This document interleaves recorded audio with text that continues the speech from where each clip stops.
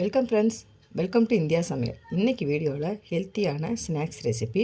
பசங்க ஸ்கூல் விட்டு வந்த நிமிஷத்தில் எதாவது சாப்பிடணும்னு போன தோணுச்சுன்னா வீட்டில் இருக்க பொருளை வச்சு நீங்கள் இந்த மாதிரி லட்டு செஞ்சு கொடுக்கலாம். எப்படி பண்ணலான்னு சொல்லி பார்க்கலாம். நம்ம சேனலில் போடுற வீடியோ உங்களுக்கு பிடிச்சிருச்சுன்னா சப்ஸ்கிரைப் பண்ணி வச்சுக்கோங்க. அப்போ தான் நான் போடுற ஒவ்வொரு வீடியோ நோட்டிஃபிகேஷனில் வரும். இப்போ ஒரு கடாய் எடுத்துக்கோங்க. அதில் ஒரு கப் அளவுக்கு பொட்டுக்கடலை ஆட் பண்ணிக்கிறலாம். ஸ்டவ்வை லோ ஃப்ளேம்லேயே வச்சுக்கோங்க. இந்த மாதிரி வறுத்துக்கிட்டே இருக்கலாம். இப்போ லைட்டாக வறுபட்ட அளவுக்கு 1/4 கப் அளவு வேர்க்கடலை சேர்த்துக்கோங்க. இப்போ வேர்க்கடலையும் சேர்த்துட்டு வறுத்துக்கோங்க. 1/4 கப் அளவுக்கு எள்ளு சேர்த்துக்கலாம். இப்போ எள்ளு சேர்த்துட்டு அதையும் நல்லா வறுத்துக்கோங்க.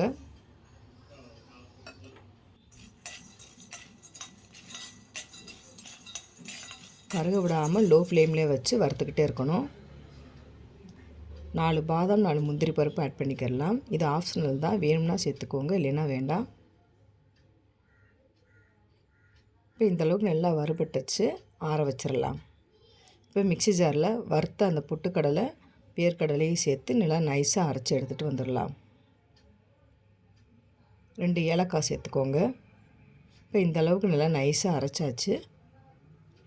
இதோட 1 கப் அளவுக்கு நாட்டு சர்க்கரை ஆட் பண்ணிக்கிறலாம். இப்போ நாட்டு சர்க்கரையை சேர்த்துட்டு நல்லா நைஸாக அரைச்சிக்கோங்க. இப்போ அரைச்சதை ஒரு தட்டில் மாற்றிக்கிறலாம்.